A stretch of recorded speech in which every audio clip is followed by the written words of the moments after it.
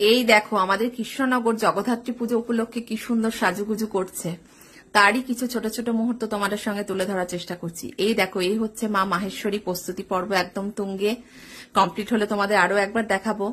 আর এই হচ্ছে রায়পাড়া মালিপাড়া, পুরোনো দিনের কোনো বাড়ি অট্টালিকা কিছু হচ্ছে, অন্ধকার ছিল বলে ভালো ভিডিও করতে পারিনি। এরপরে চলে গেছিলাম চারিদিনই মা, 4 দিন ধরে পুজো হয় নুড়িপাড়া বারোয়ারিতে। ভীষণ সুন্দর মা সাজুগুজু চলছে। আজকে যোগা ক্লাসে ছুটির পর আমি আর আমার কর্তা বেরিয়েছিলাম, বললাম যে চলো একটু বেরিয়ে আসি, কিছু কিছু ভিডিও করে নিই, বাইরের বন্ধুদের শেয়ার করব। কৃষ্ণনগরবাসী তো সবাই জানে। এরপরই চলে গেছিলাম আমাদের বিখ্যাত বুড়িমা, আমাদের শহরের রাজরানী।